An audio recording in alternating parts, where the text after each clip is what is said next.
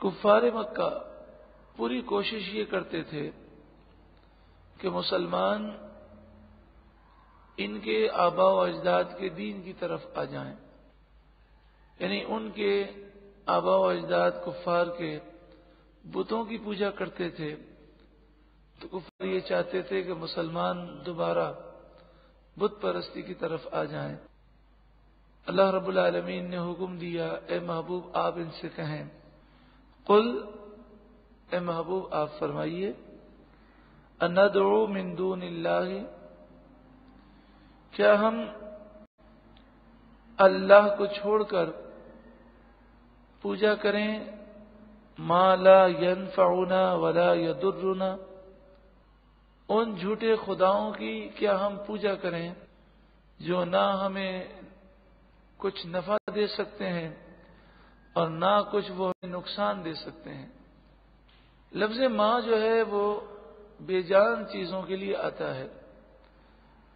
یہاں پر چونکہ خطاب مشرکین مکہ سے ہے اور وہ جنہیں خدا سمجھتے تھے وہ بے جان پتھر تھے، تو فرمایا کہ کیا ہم ان بے جان پتھروں کو خدا سمجھے۔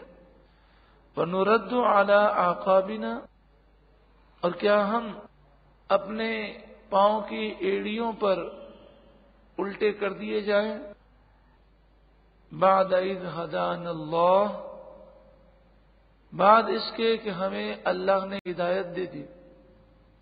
تو کیا تم چاہتے ہو کہ دوبارہ ہم دین اسلام کو چھوڑ کر واپس ہو جائیں؟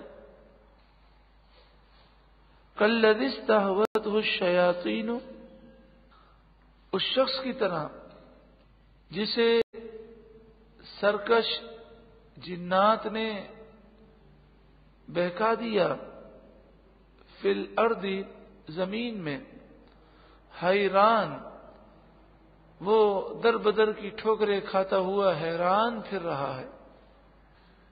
ایک مثال دی گئی، ایک قافلہ جا رہا تھا، وہ قافلہ سیدھے راستے پر جا رہا تھا، ایک شخص اس قافلے سے جدا ہوا اور جنگل میں کسی کام سے گیا، اب وہ راستہ بھول گیا تو وہ چیخ کر آواز لگاتا ہے کہ اے قافلے والو تم کدھر ہو، میں کدھر آؤں؟ تو قافلے والے اسے جواب دیتے ہیں۔ دوسری طرف اس جنگل میں جنات پائے جاتے ہیں، تو جنات جو ہیں وہ لوگوں کو تنگ کر کے خوش ہوتے ہیں، تو وہ دوسری طرف سے اسے آواز دیتے ہیں۔ اب وہ دیکھتا ہے ادھر سے بھی آواز آ رہی ہے، ادھر سے بھی آ رہی ہے، میں جاؤں تو کدھر جاؤں؟ اور پھر وہ حیران اور پریشان جنگل میں وہ ٹھوکریں کھاتے کھاتے بھوکا پیاسا مر جاتا ہے۔ ایسی ہی مثال ہے اس شخص کی کہ جو صراط مستقیم پہ چل رہا ہے، وہ اس راستے سے ہٹے گا تو تباہ و برباد ہو جائے گا۔ لہو اصحاب، اس کے کچھ ساتھی ہیں، یدعونہ الی الہدی ائتنا، وہ اسے سیدھے راستے کی طرف بلاتے ہیں، آجا ہماری طرف، لیکن شیطانوں کی جو آوازیں ہیں جنگل میں وہ اسے اپنی طرف کھینچ رہی ہیں۔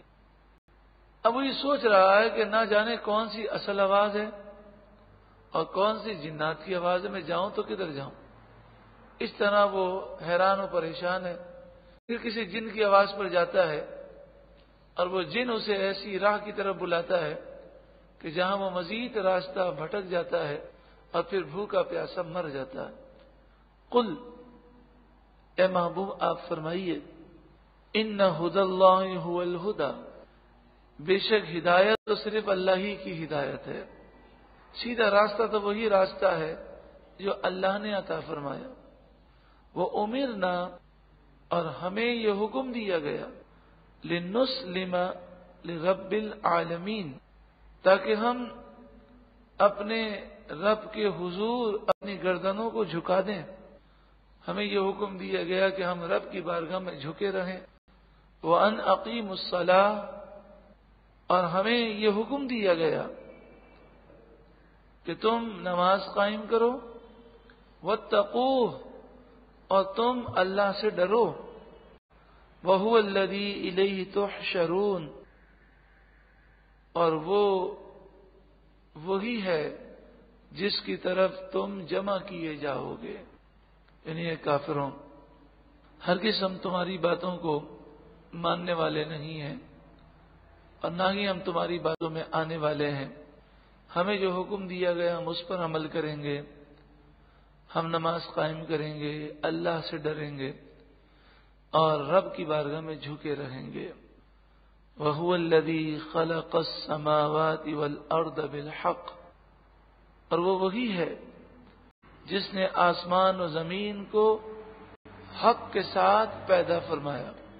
حق کے ساتھ پیدا فرمایا یعنی ٹھیک ٹھیک فرمایا، جیسا اسے ہونا چاہیے تھا ویسا ہی بنایا. اور ذرا بھی رد و بدل ہو جائے تو یہ لوگوں کے لیے اور انسانوں کے لیے سخت مضر ہے. اللہ تبارک و تعالی نے چیل، کوے اور گدھ پیدا فرمائے. آپ دیکھیں بظاہر نہ چیل ہمارے کسی کام آتی ہے، نہ کوا اور نہ ہی گدھ، لیکن اللہ تبارک و تعالی نے انہیں جو انتظام کرنے، ان کی جو ڈیوٹی اللہ تعالیٰ نے انہیں دی، وہ صفائی کرنے کا کام کرتے ہیں. کہیں بھی جو جانور مر جائے تو وہ اسے کھاتے ہیں. اور گدھ کو اللہ تعالیٰ نے وہ طاقت دی کہ وہ پورے جانور کو اٹھا کے لے جاتا ہے، اور چھوٹے موٹے جانوروں کو چیل کوے لے جاتے ہیں. اگر یہ پرندے نہ ہوتے تو آپ سوچیں کہ جہاں پر جنگل پائے جاتے ہیں تو جنگلوں میں تو کتنے جانور ہوتے ہیں اور کتنے مرے ہوں گے. تو سارا جنگل جو ہے بدبو سے وہ ایسا بدبودار ہوتا کہ وہاں پاؤں رکھنے کے قابل لوگ نہ ہوتے. تو اللہ تعالیٰ نے انہیں صفائی کا نظام دیا. چونٹی سے لے کر ہاتھی تک ہر جانور میں حکمتیں ہیں، اور اللہ تعالیٰ نے انہیں ہماری خدمت کے لیے پیدا فرمایا. سورج کو دیکھیں تو سورج اور زمین کا ایک خاص فاصلہ ہے، اور پھر اس کے درمیان اللہ تعالیٰ نے ایسی تہ بنائی ہے کہ سورج کی جو شعاعیں ہم تک آتی ہیں وہ فلٹر ہو کر آتی ہیں، صاف ہو کر آتی ہیں. سورج کا اور ہمارے درمیان اتنا فاصلہ ہے، اگر یہ فاصلہ کم ہوتا تو اس کی گرمی سے زمین کی ساری مخلوق ہلاک ہو جاتی، اور اگر یہ فاصلہ تھوڑا سا زیادہ ہوتا یعنی سورج ہم سے دور ہوتا تو پھر یہاں پر اتنی سردی ہوتی کہ اس سے لوگ ہلاک ہو جاتے. زمین میں آپ نے دیکھا ہوگا کہ جیسے جیسے ہم اوپر جاتے جاتے ہیں ویسے ویسے علاقہ جو ہے وہ سرد ہوتا جاتا ہے اور آکسیجن کی کمی ہوتی جاتی ہے.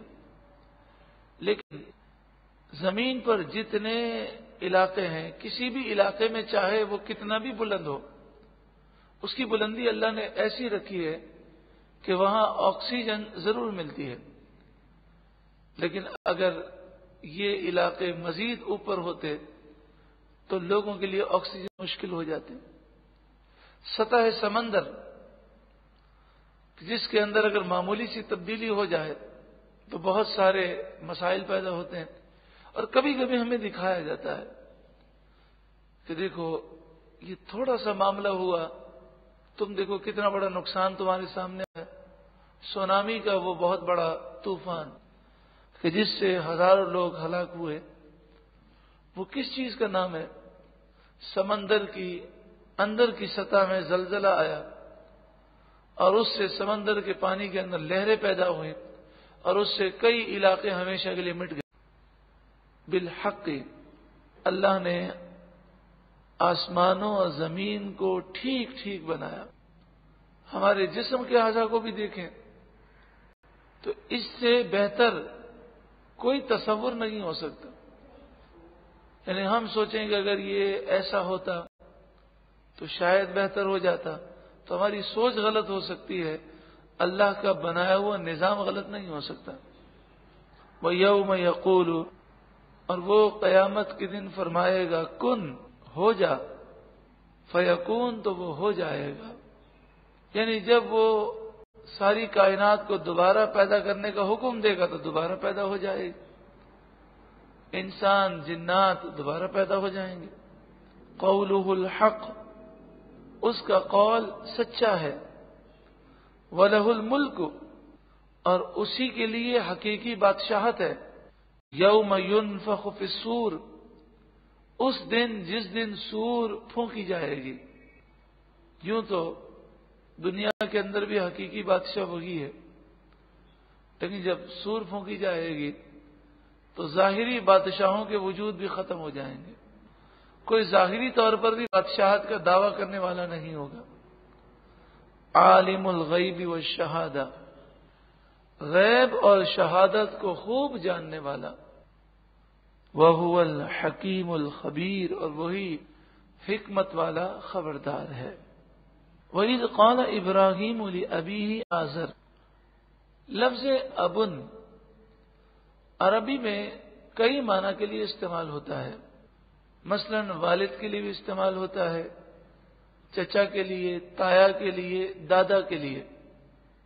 لفظ ابن ان چار معنی میں مستعمل ہے، اور یہی لفظ ان چاروں معنی میں قرآن پاک میں استعمال ہوا مختلف مقامات پر۔ والد، چچا، تایا، دادا، سب کے لیے لفظ ابن استعمال ہوتا ہے۔ جیسے نبی اکرم صلی اللہ علیہ وآلہ وسلم نے اپنے چچا حضرت عباس کے متعلق فرمایا، ردو الیہ ابی، میرے والد کو، میرے اب کو، میرے باپ کو میرے پاس لے کر آؤ۔ تو حضرت عباس جو ہیں وہ حضور کے سگے والد تو نہیں ہیں، تو حضور نے فرمایا ابی، وہ تو چچا ہیں، تو چچا کے لیے رسول اللہ نے ابی کا لفظ استعمال فرمایا۔ تو چچا کو باپ کہتے ہیں۔ اسی طرح ہماری اردو کے اندر بھی جو تایا ہو اسے بعض لوگ بڑے ابا جی کہتے ہیں، تو باپ کا لفظ یہ چچا کے لیے، تایا کے لیے استعمال ہوتا ہے۔ تو یہاں پر لفظ ابن، باپ کا لفظ آزر کے لیے استعمال ہوا ہے، اور محققین کی یہ رائے ہے کہ آزر جو ہے وہ حضرت ابراہیم علیہ السلام کا چچا تھا، باپ نہیں تھا، کیونکہ صحیح حدیث سے پاک کے مطابق رسول اللہ صلی اللہ علیہ وآلہ وسلم نے یہ فرمایا ہے، جس سے یہ بات ثابت ہوتی ہے کہ حضور کے آباء و اجداد میں کبھی کوئی مشرک نہیں گزرا۔ تو حضور صلی اللہ علیہ وآلہ وسلم حضرت اسماعیل کی اولاد سے ہیں، اور حضرت اسماعیل کے والد ہیں حضرت ابراہیم علیہ السلام۔ تو ابراہیم علیہ السلام کے جو والد ہیں وہ حضور کے آباء و اجداد میں سے ہیں، تو حضور کے آباء و اجداد میں کوئی مشرک نہیں گزرا، سب پاک لوگ تھے۔ اس کے علاوہ آپ دیکھیں حضرت ابراہیم علیہ السلام اپنے شہر بابل میں تھے، وہاں آپ نے تبلیغ فرمائی۔ اس کے بعد آپ وہاں سے ہجرت کر کے جاتے ہیں، اور آپ ہجرت کب کرتے ہیں؟ جب آپ کا چچا مر جاتا ہے۔ پھر آپ ہجرت کر کے جاتے ہیں شام کی طرف، وہاں آپ نکاح فرماتے ہیں، اور پھر نکاح کے بھی کئی سالوں کے بعد حضرت اسماعیل علیہ السلام کی ولادت ہوتی ہے۔ پھر وہ شیرخوار بچے ہیں، انہیں حضرت ابراہیم علیہ السلام مکے کی اس سرزمین پر چھوڑ کر آتے ہیں جہاں پر کوئی سبزہ نہیں ہوتا۔ پھر وہاں پر زمزم پیدا ہوتا ہے، اور پھر اسماعیل علیہ السلام کچھ بڑے ہوتے ہیں، تو اس کے بعد قربانی کا حکم ہوتا ہے۔ حضرت اسماعیل علیہ السلام کی جگہ پر دمبا یا میڑھا قربان کیا جاتا ہے، اور اس کے بعد جب حضرت اسماعیل علیہ السلام اور بڑے ہوتے ہیں، جوان ہوتے ہیں، تو خانہ کعبہ کی تعمیر ہوتی ہے۔ خانہ کعبہ کی تعمیر کے بعد آپ یہ دعا کرتے ہیں، رب اغفر لی ولوالدی، اے اللہ تو مجھے بخش دے اور میرے ماں باپ کو بخش دے۔ حالانکہ اللہ تبارک و تعالی اس بات کی اجازت نہیں دیتا کہ مشرکوں کے لیے بخشش کی دعا کی جائے، تو حضرت ابراہیم علیہ الصلوۃ والسلام اتنا عرصہ گزرنے کے بعد جب اپنے ماں باپ کی بخشش کی دعا کر رہے ہیں تو ثابت ہوا کہ حضرت ابراہیم علیہ السلام کے ماں باپ یہ دونوں مومن تھے. اگر ان میں سے کوئی ایک بھی مشرک ہوتا تو آپ کبھی بھی بخشش کی دعا نہ کرتے. وَإِذْ قَالَ إِبْرَاهِيمُ لِأَبِيهِ آزر. اور یاد کرو جب ابراہیم علیہ السلام نے اپنے باپ یعنی اپنے چچا سے کہا جو کہ آزر تھا. یہاں پر ایک اور قرینہ بھی بعض مفسرین نے بیان کیا کہ دنیا کا ایک نظام ہے کہ جب کسی کے باپ کا ذکر کیا جاتا ہے تو نام ساتھ میں ذکر نہیں کیا جاتا. تو کہتے ہیں فلاں کے باپ نے یہ کہا. ایسا ہی ہے نا, فلاں کے باپ دو چار تو نہیں ہوتے, بے والد ایک ہی ہوتا ہے. تو یہاں پر ابھی کے بعد آزر کے الفاظ یہ بتاتے ہیں کہ تم اسے سگا باپ نہ سمجھنا, یہ چچا تھا جس کا نام آزر ہے, جسے قرآن نے باپ قرار دیا. اب نے اپنے چچا آزر سے کہا اتتخذوا اصناما آلہہ, کیا آپ بتوں کو خدا بناتے ہیں. انی اراکا, بے شک میں آپ کو دیکھتا ہوں, وقومک, اور آپ کی قوم کو دیکھتا ہوں, فی ضلال مبین, کھلی گمراہی میں. یہ آپ نے اپنے چچا سے بھی کہا, اپنی قوم سے بھی کہا. یہاں پر اس آیت کریمہ کو کیوں لایا گیا؟ یہاں مشرکین مکہ کو یہ بتایا جا رہا ہے, چونکہ سورہ انعام جو ہے مکی صورت ہے, انہیں بتایا جا رہا ہے کہ تمہیں بڑا فخر ہے کہ ہم ابراہیم علیہ السلام کی اولاد سے ہیں, اور تمہیں بڑا فخر ہے کہ خانہ کعبہ ابراہیم علیہ السلام نے بنایا, وہ ہمارے پاس ہے. لیکن جس کی اولاد میں ہونے پر تمہیں اتنا فخر ہے, انہیں تو دیکھو, انہوں نے ساری زندگی بت کے خلاف, بتوں کے خلاف تقریریں کی, اور پھر آپ کو اسی وجہ سے آگ میں ڈالا گیا. آپ کو لوگوں نے کتنا ظلم و ستم کا نشانہ بنایا, اور ایک تم ہو کہ اپنے آپ کو ابراہیم علیہ السلام کی اولاد سے بھی کہتے ہو, اور اپنے آپ کو دین ابراہیمی میں بھی کہتے ہو, اور پتھر سے بت بنا بنا کر اسی کعبے میں رکھتے ہو جو کعبہ حضرت ابراہیم علیہ السلام نے تعمیر کیا. وہ کذالک, اور اسی طرح نری ابراہیم ملکوت السماوات والارض, ہم دکھاتے ہیں ابراہیم کو آسمان و زمین کی سلطنت, ملکوت السماوات والارض, ولیکون من الموقنین, تاکہ وہ یقین کرنے والوں میں سے ہو جائے. یعنی ایک تو علم ہے اور اس علم کی وجہ سے یقین ہے, اور ایک ہے دیکھ کر یقین. تو یہاں مراد ہے آپ عین الیقین والے ہو جائیں, اپنی آنکھ سے ملاحظہ کر لیں. حضرت ابراہیم علیہ الصلوۃ والسلام کو اللہ نے تمام زمینیں اور تمام آسمان اور جو کچھ اس میں ہے سب کچھ آپ کو دکھا دیا. ایک پتھر پر آپ جلوہ افروز ہوئے, کھڑے ہوئے, سب کچھ آپ کے سامنے کر دیا گیا. یہ ہے خلیل اللہ کی شان, اور حبیب اللہ کی یہ شان ہے کہ صرف دکھایا نہیں بلکہ سیر بھی فرمائی. کائنات کا ذرہ ذرہ اللہ کی معرفت عطا فرماتا ہے, کائنات کا ذرہ ذرہ اللہ کی معرفت عطا فرماتا ہے. اور چونکہ انبیاء کو سب سے زیادہ اللہ کی معرفت ہے, اس لیے کائنات کے ذرے ذرے کی واقفیت سب سے زیادہ انبیاء کو ہے. اور سب سے زیادہ انبیاء میں رسول اللہ کو اللہ کی معرفت ہے, لہذا زمین و آسمان کہ ذرے ذرے کے بارے میں میرے آقا کو سب سے زیادہ علم دیا گیا.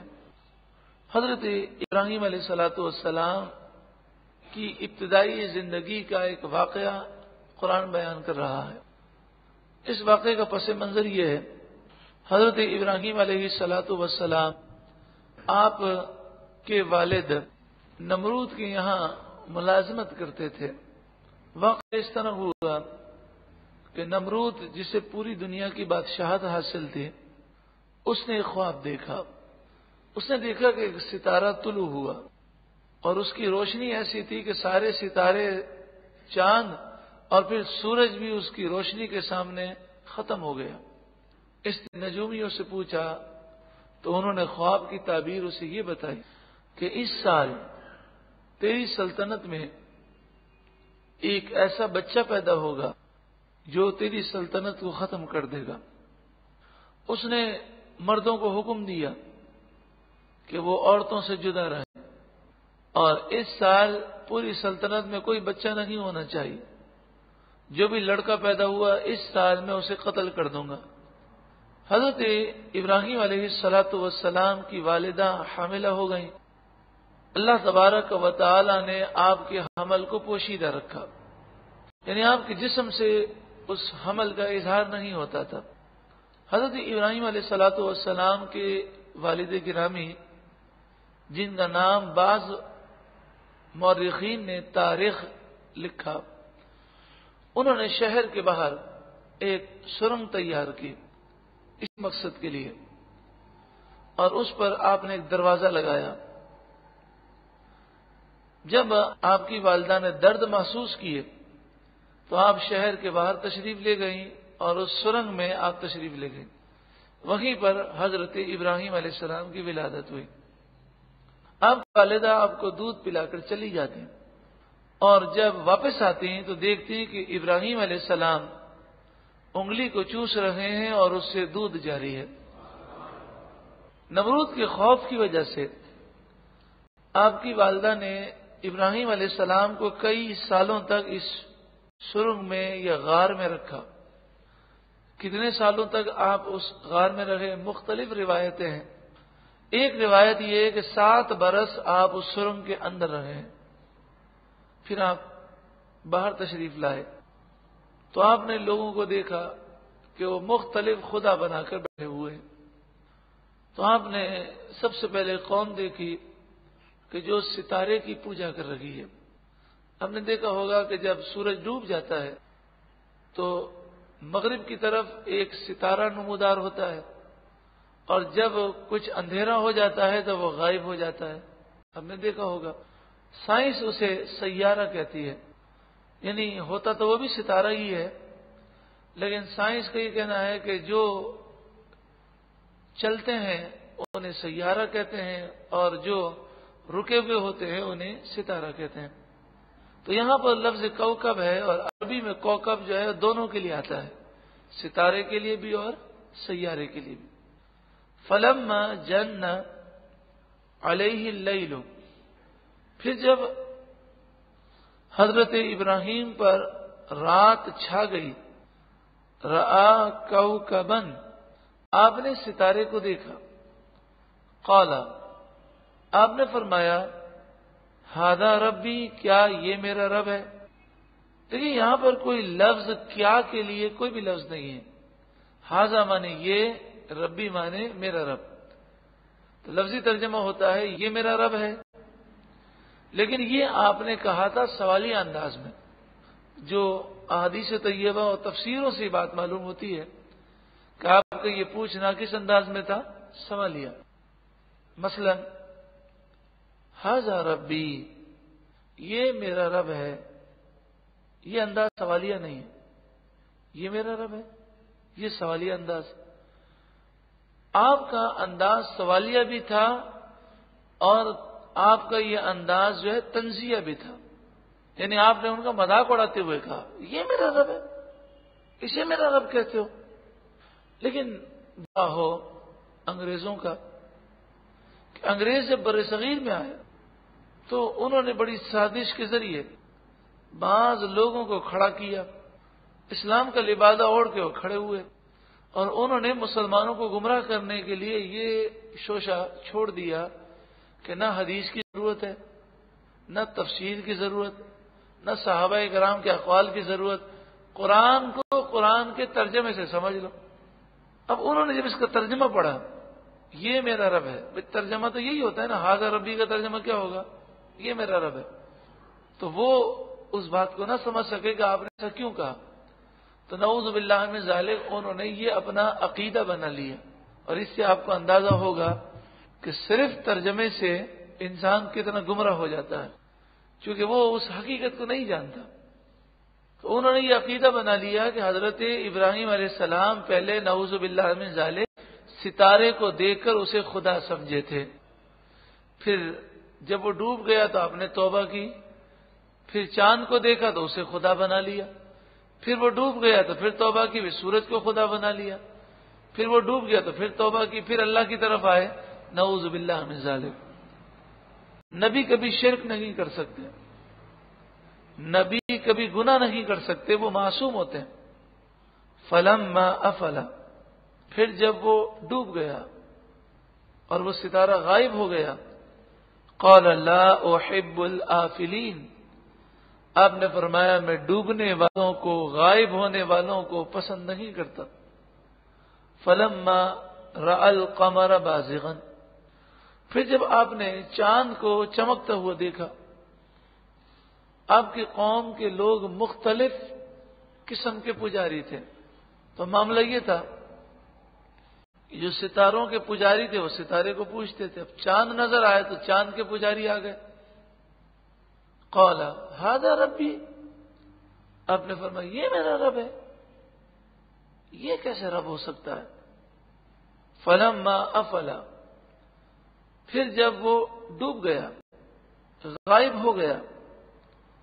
قال لئن لم يهدني ربی، تو آپ نے فرمایا اگر مجھے میرا رب ہدایت نہ دیتا، لأکونن من القوم الضالین، تو ضرور میں بھی گمراہ قوم میں سے ہوتا.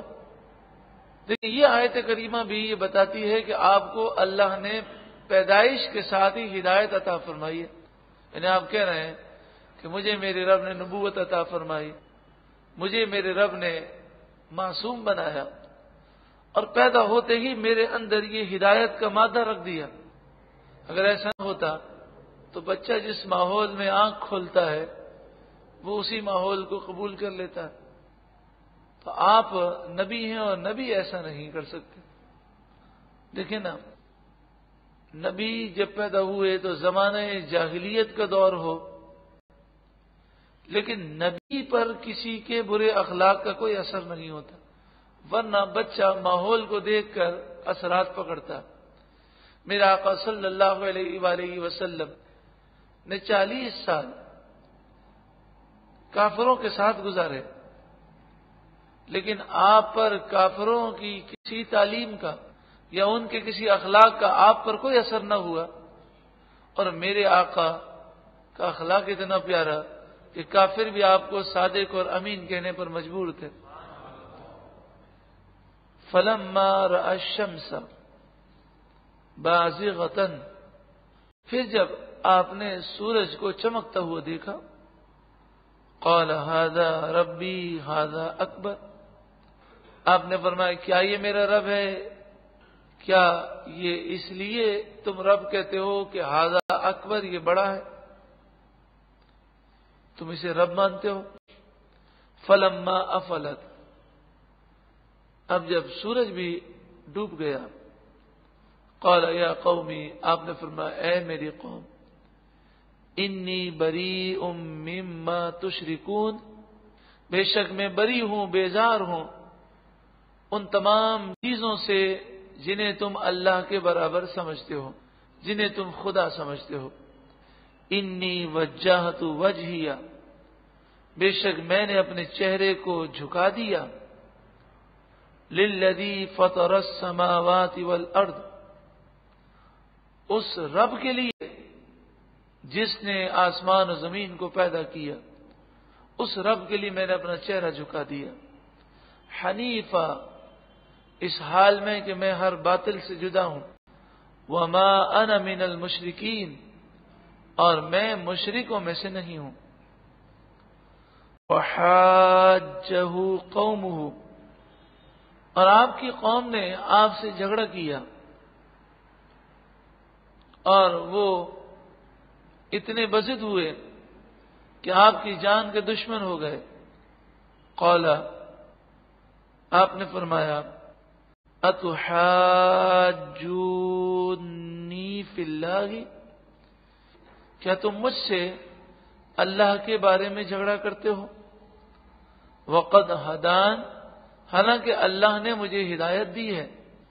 ولا اخاف ما تشرکون بہ، جن بتوں کی تم پوجا کرتے ہو اور جسے تم اللہ کے برابر سمجھتے ہو، میں ان سے بالکل نہیں ڈرتا.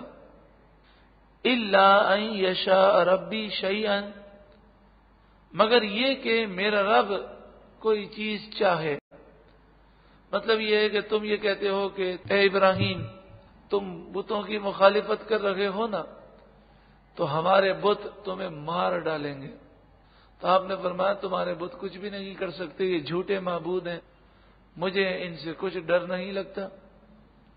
ہاں یہ ہے کہ قدرتی طور پر اگر کوئی بیماری آ جائے، کوئی آفت آ جائے، تو وہ رب کی طرف سے ہے، اس وجہ سے نہیں ہوگی کہ میں نے بتوں کی مخالفت کی تو بتوں نے مجھ پر کوئی حملہ کیا. یہ تو بے جان پتھر ہیں، یہ کیا کر سکتے ہیں. وسع ربی کل شیء علما، میرا رب ہر چیز کو خوب جاننے والا ہے. افلا تتذکرون، کیا تم غور و فکر نہیں کرتے، نصیحت نہیں پکڑتے. وکیف اخاف ما اشرکتم، میں کیسے ڈروں ان بتوں سے جنہیں تم نے شریک ٹھہرایا. ولا تخافون، اور تم نہیں ڈرتے، انکم اشرکتم باللہ، کہ تم اللہ کے ساتھ انہیں شریک ٹھہراتے ہو، انہیں خدا سمجھتے ہو. ما لم ينزل به علیکم سلطانا، کہ اللہ نے اس پر تم پر کوئی دلیل بھی نہیں اتاری. اپنی مرضی سے تم نے شکلیں بنائی ہیں، نام رکھے ہیں اور انہیں تم نے خدا سمجھا ہے. تو جب تمہیں یہ کام کرتے ہوئے ڈر نہیں لگتا تو میں ان بتوں سے کیوں ڈروں گا. تو مجھے نہیں ڈرنا چاہیے بلکہ تمہیں ڈرنا چاہیے کہ تم رب العالمین کی مخالفت کر رہے ہو، وہ جسے چاہے ہلاک کر دے. فَأَيُّ الْفَرِيقَيْنِ أَحَقُّ بِالْأَمْنِ، تو دونوں گروہ میں سے کون امن کا زیادہ حقدار ہے، میں یا تم؟ یقیناً میں ہی زیادہ حقدار ہوں، اس لیے کہ میں رب کو مانتا ہوں اور تم رب کی مخالفت کر رہے ہو. وہ رب جس نے ساری کائنات کو بنایا وہ ہر چاہت پر قادر ہے، تو ڈرنا تمہیں چاہیے، تم مجھے کیا ڈراتے ہو. ان کنتم تعلمون، اگر تم جانتے ہو. الذین آمنوا، وہ لوگ کہ جو ایمان لائے. ولم یلبسوا ایمانہم بظلم، اور انہوں نے اپنے ایمان کو ظلم سے نہ ملایا. یہاں ظلم سے مراد کفر و شرک ہے، یعنی ایمان لائے اور پھر اس ایمان پر ثابت قدم رہے. خاتمہ کس پر ہوا؟ ایمان پر. اولئک لہم الامن، تو یہی لوگ ہیں جو امن والے ہیں. وہم مہتدون، اور یہی ہدایت یافتہ ہیں جن کا خاتمہ ایمان پر ہوگا اور وہ گناہ کبیرہ سے بچنے والے ہوں گے. تو انہیں تو کل بروز قیامت بھی امن ہے، انہیں تو قبر میں بھی امن ہے، اور یہی لوگ ہدایت یافتہ ہیں. رب العالمین ہمیں بھی انہی لوگوں میں شامل فرمائے.